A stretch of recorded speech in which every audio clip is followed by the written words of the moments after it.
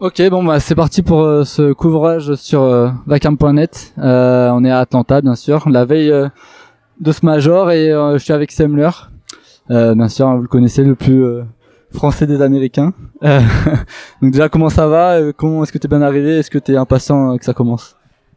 Absolument. Bah, déjà pour commencer, oui, je parle français. Salut tout le monde. Il y en a, à chaque fois, il y en a, ils sont choqués. Ils sont attends, ça leur parle français. Ouais, je parle français. Alors, bah ouais, non, évidemment, on est le plus on se rapproche, le plus envie que tu as, que ça commence là. Zut, on a encore une après-midi, une soirée là, à se tourner les pouces.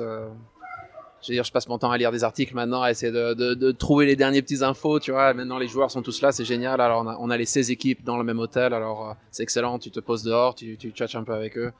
Encore, récolte d'infos, mais ouais, non, je suis assez excité quand même. C'est pas la première fois que tu vas travailler avec E-League.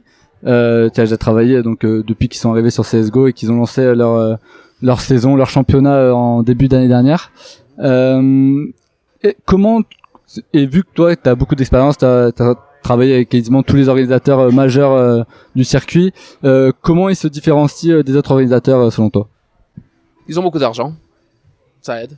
Je veux dire, bon, soyons sérieux, ils ont beaucoup d'argent, ce qui leur permet quand même de faire en sorte que les joueurs ont une meilleure qualité de vie. Les gens qui travaillent pour eux, évidemment, meilleure qualité de vie. On est dans un bon hôtel, ils s'occupent bien de nous, la nourriture, etc. Tout ça, c'est très correct. Ce qui fait qu'en sorte que déjà rien qu'à ça, ça leur permet de passer en tête. Car il y a toujours des ordinateurs qui sont là dans notre scène depuis longtemps et qui ont du mal, des difficultés à essayer d'apporter le meilleur, les 5 étoiles, tu vois. Epicenter sont une autre c'est une autre organisation qui a vraiment très bien travaillé l'année dernière. Ils ont fait un événement et l'événement a été incroyable. Mais tu savais que ça leur a coûté un fric monstre.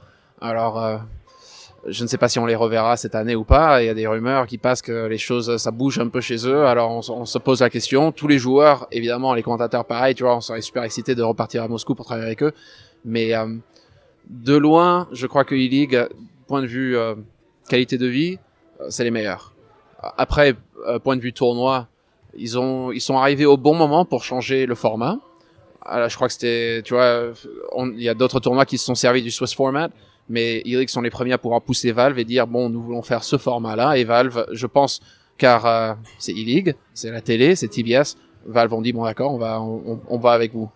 Alors ils ont deux gros points, je trouve, pour eux de cette façon. Point de vue production, je ne suis pas. Au début, je croyais que c'était excellent. Maintenant, après un an, après 2 saisons de E-League, et maintenant nous partons dans le majeur, je trouve que c'est quand même ça. Ils m'ont pas impressionné autant que je pensais. Tu vois que je m'attendais à mieux, à plus. Et je trouve que, tu vois, ça c'est un peu décevant. J'aimerais avoir vraiment toute la puissance de la télé, du staff qu'ils ont dans ces bureaux gigantesques. J'ai pu faire un tour dedans. Attends, c'est immense. Il y a énormément de matériel, de personnel. Je m'attendais quand même à plus de pièces d'information, de journalistes, tu vois, d'histoire. Tu vois, nous faire en sorte que les gens soient vraiment intéressés. Ils trouvent les storylines et ils travaillent dessus et ils ont tout ce qu'il faut. Mais nous n'avons pas vu ça, malheureusement, ces dernières saisons. Il y a des raisons pour. Je veux dire, faire tourner un tournoi de CS, c'est pas facile. C'est difficile quand ça arrive au timing et aux structures de l'événement, avoir le temps pour pouvoir passer des morceaux. On voit que l'analyst desk, ils n'ont pas investi énormément en apportant énormément d'analystes pour cet événement. Je crois que la raison, c'est qu'ils savent qu'ils vont se servir de cet analyst desk comme filler pendant 5 minutes et puis hop, c'est reparti dans un autre match. Alors l'importance pour eux, analystes, histoire, etc. Je crois pas que ils trouvent que c'est si important que ça. Ils retournent plus sur ce que nous attendons des autres organisateurs. Ce qui est juste, ils nous montrent le match. Et puis voilà, ils nous montrent le match. Et puis pour le reste, tu vois, quand ils ont un peu de temps, bon d'accord, ils nous font un petit morceau ici et là. Mais c'est pas ce qu'il y a de mieux. Et je suis de l'avis maintenant, tu vois, après avoir travaillé dans CS, dans l'e-sport pendant plusieurs années maintenant, je crois que nous nous occupons mal des nouveaux viewers, que nous faisons un mauvais job quand ça arrive à créer des histoires compelling, intéressantes, tu vois, pour les gens, et surtout expliquer le jeu et faire en sorte que les gens, même les nouveaux, quand ils arrivent sur le stream, ils ont au moins de l'information, ils ont de l'information qui fait en sorte qu'ils sont attachés, ils deviennent attachés dans les premiers 30 secondes, une minute. Tu vois, c'est difficile à faire, mais bon, je pense que c'est possible de faire en sorte que nous avons plus d'outils et que nous faisons plus pour attirer les nouveaux gens. Et c'est sur ce point-là que je trouve que E-League, ils m'ont pas impressionné. Je m'attendais à plus. Bon, tout ça pour dire que je trouve que E-League, c'est ce qu'il y a de meilleur maintenant en e-sport, mais qu'il y a encore énormément de choses à faire, et je trouve qu'il y a énormément de choses de plus que l'on peut faire pour améliorer les tournois et améliorer la chose. Bah, merci en tout cas de ta franchise là-dessus.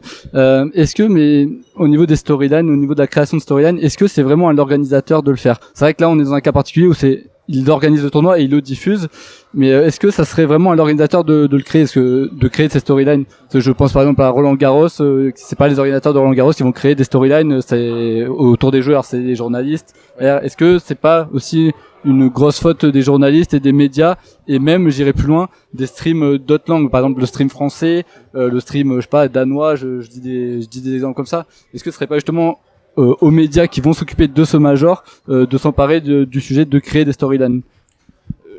Oui, bah ça vient à tout le monde, ça vient aux équipes, pareil. Et ça c'est une direction, je crois, où les équipes vont commencer à se pointer là-dessus, à ne plus être juste, tu vois, des orgs qui ont des joueurs. Puis voilà, on les envoie au tournoi et c'est comme ça qu'on approche les sponsors. Je crois que maintenant les orgs, ils sont en train de comprendre. Envious, par exemple, tu vois, ils sont en train de faire des bureaux à Charlotte. Ils sont en train d'investir énormément d'argent pour faire un endroit e-sports, pas seulement, tu vois, Envy. Ils essaient de faire en sorte que ce soit vraiment quelque chose où, quand les gens viennent, ils vont savoir plus sur l'e-sport, ils vont mieux comprendre la chose, et puis ils vont pouvoir pousser un peu là-dessus pour Envy, évidemment, les joueurs. Bon, bref.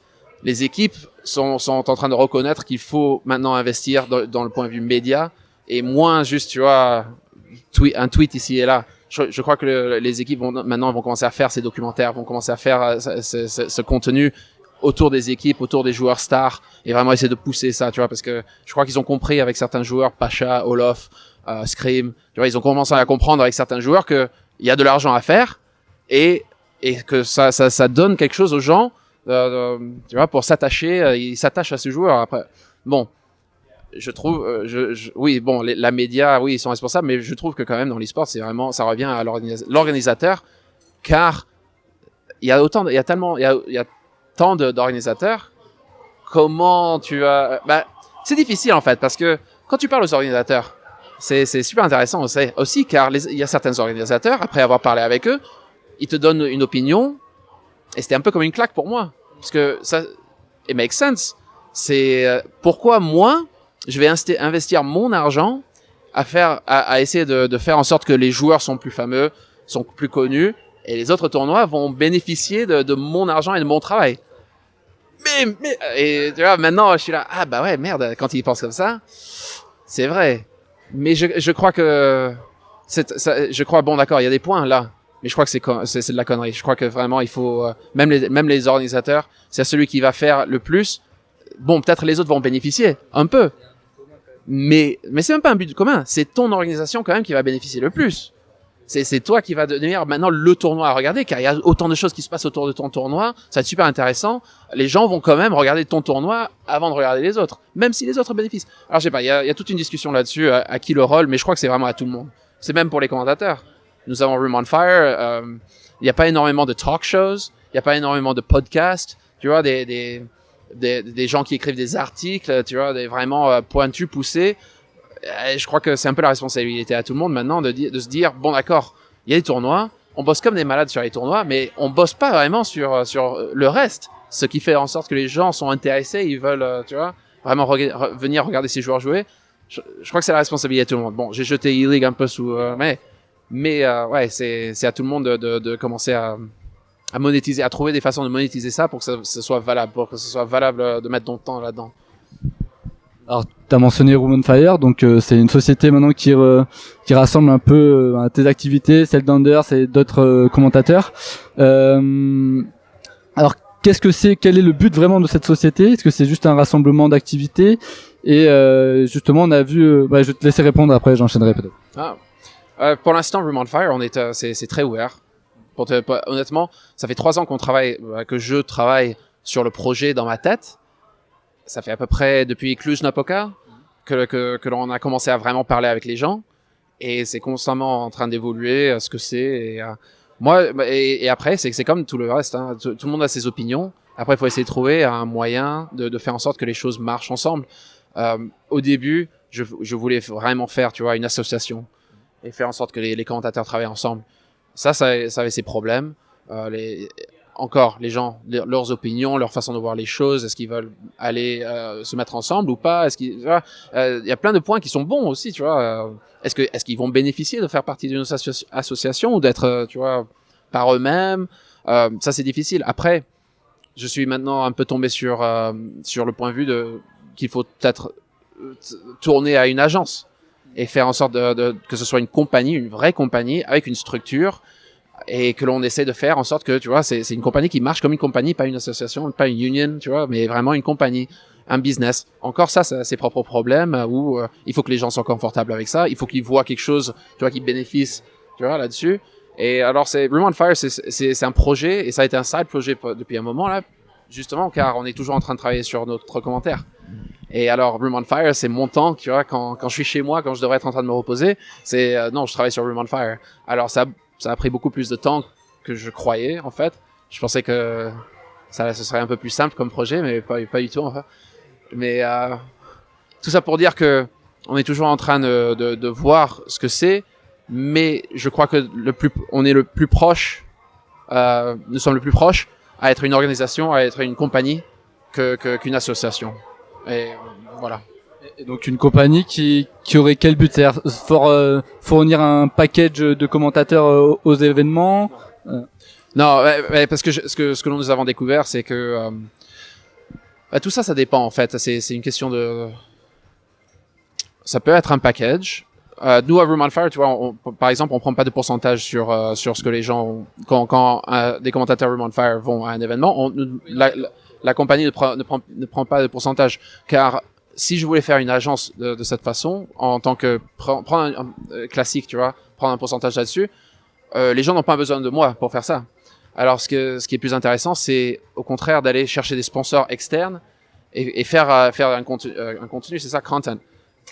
Voilà, faire ça et puis essayer de vendre ça. Ça a un plus un sens parce que c'est de l'argent qui sort de notre scène, qui rentre dans notre scène et qui peut être dévié, distribué, tu vois, pour les gens qui travaillent sur chaque projet. Alors, par exemple, nous venons de faire ce documentaire là. Ça, c'était un projet Moses avec le support du reste, mais c'était Moses, c'était son projet et c'était un pilot. Maintenant, tu vois, maintenant qu'on l'a fait, on va essayer de le vendre, on va essayer parce que le but c'est de faire 3 ou 4 épisodes par an, tu vois. On voudrait vraiment, tu vois, aller au sponsor maintenant et dire voilà ce que nous sommes capables. C'est un contenu original qui, tu vois, qui n'est pas comme le reste. C'est quelque chose de spécial. Est-ce que vous voulez faire partie de ça? Bon, dès qu'on a le backing, ça devient plus intéressant. Et c'est plutôt dans cette direction, je crois, que nous allons aller, à essayer de faire des projets intéressants et à essayer de trouver, tu vois, un support pour ça et de partir par là. Et puis que le commentaire, l'analyse commentaire, tu vois, ça reste sur le côté d'un autre côté. C'est intéressant parce que on voit ça, ce projet Room on Fire avec des commentateurs stars, Anders, Moses, toi, et on voit aussi d'autres commentateurs, hein, de tes collègues, par exemple Henry J, Sadokis, qui travaillent aussi sur des projets ensemble. Ouais. Et ça amène à une question: est-ce qu'il y a une certaine rivalité entre les casteurs? Est-ce que ça pourrait justement, cette création un peu d'agence, justement des petits conflits à venir? Enfin, je sais pas, bien sûr, je te demande pas de jeter la pierre sur qui que ce soit ou quoi, mais est-ce qu'il y a par exemple une rivalité, je sais pas, pour caster une grande finale, qui c'est qui décide? Est-ce qu'il y a une rivalité? Est-ce que il peut y avoir des conflits entre casteurs comme ça? Absolument. Il y a toujours, même si c'est pas dit, il y a toujours une compétition entre les commentateurs, c'est sûr. Et c'est pour ça que c'est pour ça que c'est difficile de faire un groupe. Bon, DDK et Bardolph, c'est différent car eux ils travaillent pour Faceit. Ils ont une maison. Bardolph fait partie de l'organisation. DDK est un employé, mais Bardolph il fait partie de Faceit. Tu vois, alors eux, tu vois, ils sont toujours de leur côté à faire Faceit et puis à faire autre chose ici et là, mais ce sera vraiment Faceit pour eux. C'est surtout Henry et Sato qui ont voulu faire leur propre projet. Et tu vois, on a des conversations, on a essayé évidemment de les faire entrer dans Room on Fire, mais quand ils ont dit bah nous on veut faire notre propre truc, on veut voir comment ça se passe, t'es là cool. Bah si vous avez besoin de médias ou caméras ou machin, tu vois, nous avons nos ressources. Si vous avez besoin de quoi que ce soit, on vous les donne et puis basta, tu vois, on s'entraide. Et c'est surtout que c'est plutôt comme ça, point de vue compagnie, tu vois, etc. Ce qu'on essaie de faire sur le côté, là il y a un partenariat. On essaie de travailler ensemble et de s'entraider. Quand ça arrive aux commentaires,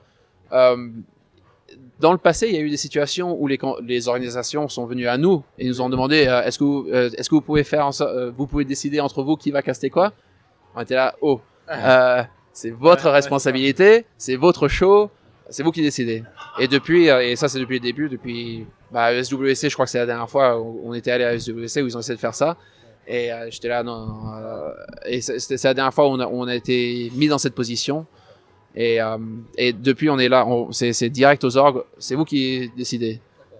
Et alors, on verra. Après, ça revient à qui fait le meilleur travail. Et ça revient au directeur, au producteur, à dire nous trouvons que cette paire de commentateurs, ils font le meilleur boulot. Et puis voilà, ils vont. Et ça arrive à ça. Ok. Très compétitif quand même. Ça reste très compétitif, l'un avec l'autre. Ouais, et puis c'est une concurrence saine. Enfin, je veux dire, ça vous pousse à vous donner le mieux à chaque fois. Donc, ok. Ce serait, disons que c'est super intéressant, car moi j'ai travaillé dans d'autres jeux aussi, et je suis là depuis un moment. Maintenant, j'ai pu regarder comment ça s'est passé avec d'autres jeux, Dota 2, Starcraft 2, où c'était vraiment les couteaux sont sortis. Et moi, mon but, ayant vu tout ça dans ces autres scènes, au début de CSGO, quand j'ai commencé à voir que CSGO ça allait décoller et qu'il y avait du bon talent dedans, Sado et Henry, mais surtout Sado quand il était arrivé, on était là putain d'accord, il a du potentiel, allez, et on l'a aidé énormément. Bardolph et DDK, pareil, tu vois, on s'est entraidé énormément et je voulais, et c'est pour ça que parfois tu vois ça sort où c'est la blague The Dawn Somewhere, tu vois, mais pendant un beau moment j'avais quand même mes doigts dans tous les petits gâteaux. Car j'essayais de faire en sorte que les commentateurs en CS, ça allait pas partir en Dota 2, ça allait pas partir en Starcraft, où tout le monde ils se haïssent et ils essayent toujours de se planter dans le dos. Pour CS, j'ai essayé dès le début de vraiment faire en sorte que les gens s'entraident et travaillent ensemble, qu'il y ait une compétition saine et pas, tu vois, où c'est déplorable. Bon, on verra comment ça se passe, car ça a toujours été le cas maintenant dans CS où il y a eu tant de tournois qu'il n'y a pas vraiment de compétition. Moi, je veux pas faire un tournoi. Bon, d'accord, il y a Henry Sado et les autres.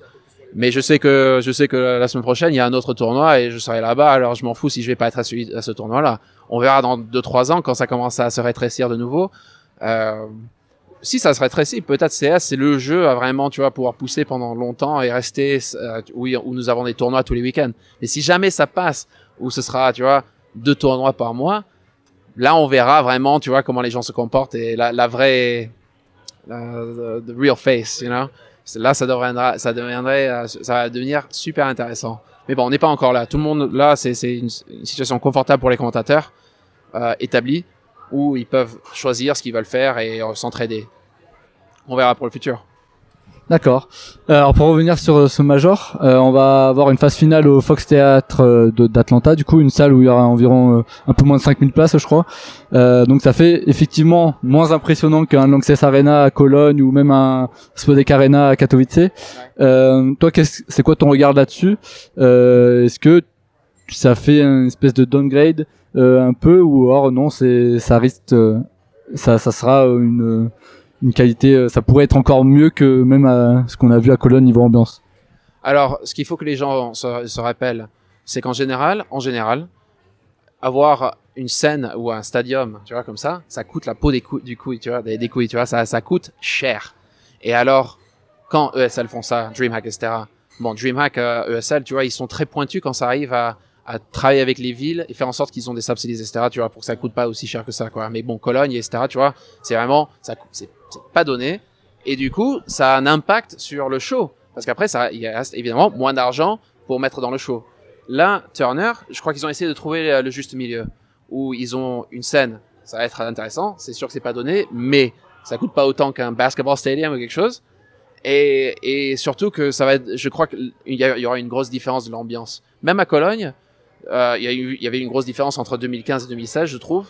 Et je crois que ça, c'est dû à, c'est un si grand espace. Et quand tu as 10 000 personnes pour un stadium où il devrait y en avoir 40, bon, 10 000, ils peuvent faire du bruit, mais bon, ça va pas être, c'est pas pareil que si nous sommes 5 000 dans une petite salle, enclos, tu vois.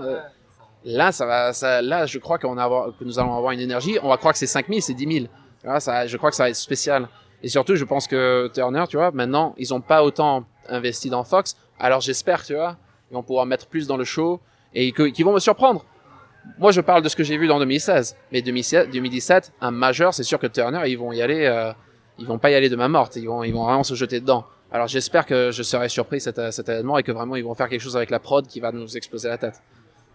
Est-ce que tu as des infos sur une éventuelle on sait qu'ils ont travaillé, donc ils ont fait 2016 avec CS:GO et donc là est-ce que tu as des infos sur le fait que ce major pourrait les inciter à continuer avec CS:GO dans le futur, ou ce serait un peu le point d'orgue qui finirait en beauté, voilà, on a fait une très belle année, on finit avec un major et on passe peut-être sur un autre jeu, je sais pas. Bah je crois que pour l'instant on ne sait pas ce qui va se passer dans 2016 avec 2017 plutôt avec E-League. Mais je crois que non, bon, ce que je sais et ce que je peux dire, c'est qu'ils sont très très contents avec comment 2016 s'est déroulé. Point de vue CS, point de vue reach, l'attention qu'ils ont eue, tu vois, de la communauté et surtout du monde entier, ils sont très très contents avec comment ça s'est passé pour 2016. Alors, ce qui veut dire pour moi, je crois, tu vois, ils vont continuer avec CS 2017. Et puis avec le majeur surtout, tu vois, ça c'est je peux facilement voir une situation où Valve, parce que c'est surtout Valve qui décide à la fin, et en avons parlé avec les développeurs, ils cherchent toujours la meilleure façon de faire la promotion pour leur jeu et de faire en sorte que leur jeu, il y a le plus de monde possible, tu vois, différents, tu vois, qui n'ont peut-être jamais vu CS, qui vont le voir pour la première fois et sont intéressés. Et je crois que pour Valve, une compagnie comme E-League, c'est super intéressant parce qu'ils ont les moyens de vraiment faire un bon show et d'apporter des nouveaux spectateurs. Et nous allons voir, peut-être que ce sera télévisé. Ça, je serais surpris, la finale, ça va sûrement être télévisé. Ça, pour Valve, c'est une beauté. Alors moi, je peux voir une monde où Valve, ils approchent Turner pour les majeurs, dorénavant, et que c'est les autres, ESL, machin, tu vois, ils auront le reste. Ils feront ce qu'ils veulent et ils auront le reste. Je peux voir, tu vois, dérouler. Peut-être Turner font un saison de plus de CS, mais ils font les 2 majeurs pour cette année, ou les 3 majeurs, tu vois, on verra. Mais je peux très facilement voir ça se dérouler comme ça, où tu vois, Valve vont se reposer sur la linear, la télé et Twitch, tu vois, et faire en sorte que ça passe comme ça. Est-ce que c'est forcément un problème si on arrive à un moment où il y a tellement d'organisateurs de majors différents, si on a un league major de qualité exceptionnelle, pardon, et derrière il faut pas un organisateur qui puisse décevoir entre guillemets la communauté, quoi. Et 2016, je veux dire, je crois que pour moi MLG Columbus c'était l'événement de l'année. Ça, MLG, putain, ils ont vraiment fait du beau travail. C'était vraiment, je crois que c'était le dernier tournoi où on avait vraiment, tu vois, un intérêt de regarder. Il y avait SK, Luminosity à l'époque, tu vois, qui décollait. Il y avait Liquid, bon, ça c'était un peu chance, tu vois, ils ont chancé un peu là-dessus.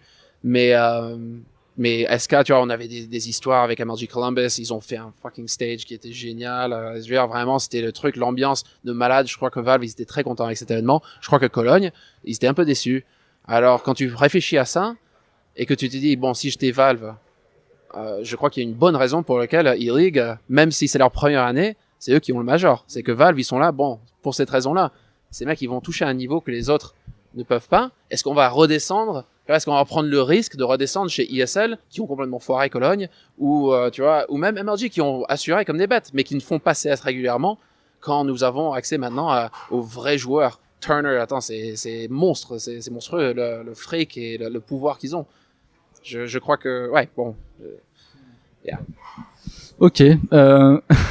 Pour ce major, du coup, est-ce que il y a une préparation particulière? Est-ce que, je sais pas, comme un chanteur où tu t'échauffes la voix avant, est-ce qu'il y a vraiment une préparation particulière de ce point de vue-là?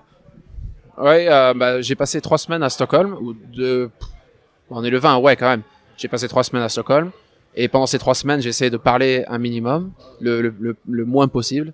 Et j'ai vraiment rouillé chez moi, j'ai rien foutu. Je suis allé au bureau ici et là parfois, mais vraiment j'étais chez moi, je buvais du thé, je fumais un minimum, tu vois, vraiment je faisais tout pour essayer de retrouver mes cordes vocales, car après 3 ans là, avec mon style de commentaire, c'était très difficile sur mes cordes vocales. Et bon, j'ai trouvé des exercices. J'ai eu énormément de chance. Une fois, je me suis retrouvé dans un vol à côté d'un chanteur professionnel. Alors je lui demandais, est-ce que tu peux me dire 2-3 trucs que tu fais, tu vois, pour t'échauffer, pour. Alors il m'avait donné quelques exercices et du coup, tu vois, j'ai fait ça et ça c'était à peu près, c'était quoi, il y a un an, j'ai commencé à faire ça et ça fait une différence 2016. Mais quand même, j'avais du mal et ça se sent, tu vois. Après un moment, tu vois, j'arrive plus à gueuler comme à l'époque, tu vois. 2015, je pouvais vraiment me lâcher et 2016, je me rendais compte que mes cordes tenaient plus, tu vois. Je pouvais pas gueuler comme à l'époque. Il fallait que je me garde. Tu vois, et en tant que commentateur, quand tu réfléchis comme ça, quand il était là, putain, c'est comme un joueur qui s'est fait mal, tu vois. C'est, j'ai pas envie de me refaire mal, tu vois. Et ouais, ça c'était très difficile pour moi 2016, toute cette année où j'avais toujours ça dans le fond de ma tête où je réfléchissais, bon, je montre mon excitation, tu vois, je m'excite, hein, et quand le moment est là, je m'excite, je me lâche. Mais c'est au même temps, tu vois, je suis toujours en train de réfléchir, mais don't overdo it, don't fuck up everything. Alors fin 2016, je m'étais vraiment calmé un maximum. Et là, je le sens, je me sens assez bien quand même. C'est marrant, tu te rends pas compte, mais comment ça se dit, une réverbération, voilà, tu vois. Et quand tes cordes sont pas là, tu vois, et tu le sens pas vraiment. C'est un peu quiet. Y a pas beaucoup de bruit dans ta tête. Mais quand tes cordes sont là, quand tu vois la différence. Là, par exemple, quand je parle, j'ai l'impression, tu vois, vraiment que ça vibre bien et que et je le sens dans ma tête. Je sais pas, c'est des petits détails, c'est des trucs que tu vois. Mais alors c'est pour ça que tu vois, maintenant, là, je crois vraiment que si quelqu'un me donne quelque chose de bien, tu vois, je vais me lâcher, je vais pouvoir m'amuser parce que je me sens assez bien physiquement là. Mais ouais, tout ça pour dire qu'il y a plein de petits exercices que tu fais avant chaque match. Quand tu te lances, tu t'échauffes, tu fais, le truc, si jamais il y a des gens qui veulent faire du commentaire, je vais vous sauver vos cordes vocales. Vous n'allez pas faire comme moi où vous perdez votre voix après chaque. Mais le meilleur que j'ai trouvé, il y a deux choses. Un, c'est lire un article. Tu trouves un article, un bon article bien long, tu vois, et bien verbose, avec difficile, disons ça. C'est pas quelque chose que tu vas lire comme ça, tu vois. C'est quelque chose qui va te pousser un peu. Lis ça à voix haute, tu vois, pendant 10-15 minutes avant ton match. Tu te poses, tu as ton article et tu essaies de lire en projetant, tu vois, vraiment diaphragme et tout ça, et vraiment tu vas ouvrir tout et lire et bien prononcer les mots, good enunciation, tu vois, et vraiment tu te lances là-dedans et tu fais très attention, tu vois, tu fais très attention à bien prononcer les mots, bien projeter ta voix et tu ouvres tout, tu essaies d'ouvrir tout. Et sinon l'autre, ce que je fais, c'est je fais I hum, je sais pas comment dire ça en français, tu vois. Et tu fais ça, mais tu fais des barres, tu te remplis bien les poumons, et puis tu montes, tu commences bien bas, et tu montes le plus haut possible, et tu redescends, et puis tu restes au milieu. Si t'as une belle chanson où il y a plein de, like, you know, Bohemian Rhapsody from Queen, fucking love that. Yeah. Tu vois, you hum that, tu vois, mais bon, tu trouves une chanson ou deux, et tu essaies de faire tous les notes en humming. Bien ouvrant tout, et bien, tu vois, laisser bien partir. Et ça, ces deux choses, si tu fais ces deux choses, tu remarqueras, tu vois, direct une grosse différence dans la voix et comment tu te portes. Alors, Bah, je pense que c'est intéressant parce que les gens, je pense qu'ils se rendent pas forcément compte de tout ce que tu peux faire en préparation derrière. je fais pas la moitié, je devrais faire plus même. Il y a des exercices comme tu souffles dans une paille, dans un verre d'eau, tu vois, il y a des conneries comme ça où j'ai même pas, je devrais les faire, mais pour l'instant j'essaie d'écouter et je trouvais que je mâchais trop mes mots et c'est pour ça que j'ai commencé vraiment avec l'article. Et ça a aidé un peu, mais bon, il faut que je me pointe un peu plus là-dessus. Mais surtout, je crois que c'est le humming. Ça fait une énorme différence. Bah écoute, sur ces bons derniers conseils pour peut-être futur caster en herbe, ben je vais te libérer. Je sais pas, peut-être on va finir sur un petit pronostic et puis si t'as des remerciements, ça sera le moment. Pronostic, fucking hey man, ce tournoi c'est très difficile, car bon, c'est déjà navrant que 4 équipes vont faire des changements directement après le tournoi, on le sait. Alors ça c'est une grosse gifle. T'es là, bon d'accord, pour ces histoires-là, les deux équipes françaises, les deux équipes suédoises, SK sont là, mais c'est pas leur équipe, c'est avec Fox. Alors comment ils vont jouer, tu vois, ils devraient. Pour moi, la situation parfaite, ce serait que SK, tu vois, ils ont une vraie chance de choper les 3, d'être la première équipe à choper 3 à la suite. Ça serait légende. Voilà, mais est-ce qu'ils vont pouvoir le faire? Même, tu vois, je tchatche avec les joueurs, ils sont un peu, tu vois, relâchés ou non, haha. Et je suis là, fuck, c'est pas la mentalité que je veux, tu vois, je veux que vous ayez faim. Et c'est sûr, tous les joueurs ont faim. Même les joueurs qui vont faire les changements, tu vois, ils sont là, non, on s'accroche, hein. Mais en même temps, t'es là, bon, d'accord, t'as perdu 5 équipes, là. Et il y en a, ça tape, ça devrait être des équipes, tu vois, qui vont pousser loin dans le tournoi. Alors malheureusement, tu perds presque la moitié du tournoi là.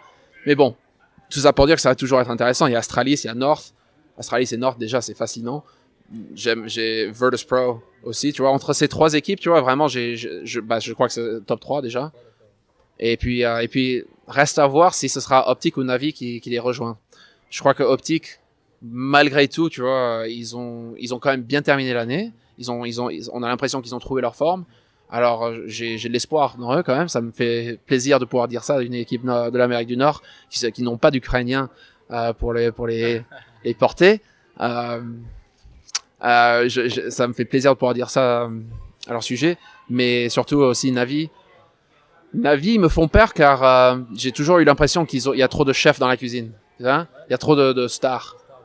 Et alors, c'est cette combinaison de trop de stars et plus de lead. Qu'est-ce que tu fais avec ça? C'est-à-dire, c'est un cauchemar. Star X, le pauvre, il est là paumé à regarder. Tu vois, il peut plus communiquer comme il veut. C'était lui le lead. C'était lui qui bossait, qui taffait comme un malade. C'était vraiment c'est un des plus durs bosseurs, tu vois, que je connaisse. Et surtout dans le sphère des game leaders, c'était un monstre. Et alors, le fait que lui, bon, il peut plus lead, bim, grosse claque. Et puis, bon, Simple, oui, d'accord, c'est un star. Et il est incroyable. Mais, quand tu as Guardian, Flamey, attends, Edward même, tu vois, il se croit toujours ça. Tu vois, t'es là, bon, d'accord, comment vous allez pouvoir jouer ensemble et vous supporter les uns l'autre. Et c'est ça, ces problèmes qu'on a vus. C'était un coup de cul monstre qu'ils ont gagné New York. Mais après ça s'est vu. Ça s'est vu que, ils ont plus rien fait après ça. À cause de ces raisons-là. Alors, est-ce que un bootcamp pendant une semaine et 3 semaines de repos, est-ce que ça a été assez pour eux ou pas? Reste à voir. Alors, je mettrais presque Optic, tu vois, à passer au-dessus, que Navi tombe dans l'écart et que ce sera Optic VP et les deux Danois. Dans un monde idéal, peut-être, ça se retrouve où nous avons Astralis North qui se plante des couteaux dans les finales, quoi. Là, ce serait acharné, hein, ce serait magnifique. Mais Anders serait très content. Sauf si Astralis gagne, je lui mets une gifle parce que le mec, ça fait quoi, 3 ans qu'il dit oh ouais, Astralis ils vont gagner. Attends, c'est pas quand ils vont arriver que tu vas dire oh bah je l'ai dit les mecs. C'est bon toi, allez. Taurine, bon d'accord, soit il a réfléchi, il a mis les pièces ensemble. Anders il le dit à chaque fois quand même. Alors je suis là, ouais, c'est bon. Mais ouais, je veux dire tout ça pour dire qu'il y a quand même des équipes excitantes là, et que ça va être quand même, ça va être acharné, ça va être beau. Ok, bon bah je te laisse si t'as des remerciements à faire, un petit mot à la communauté française.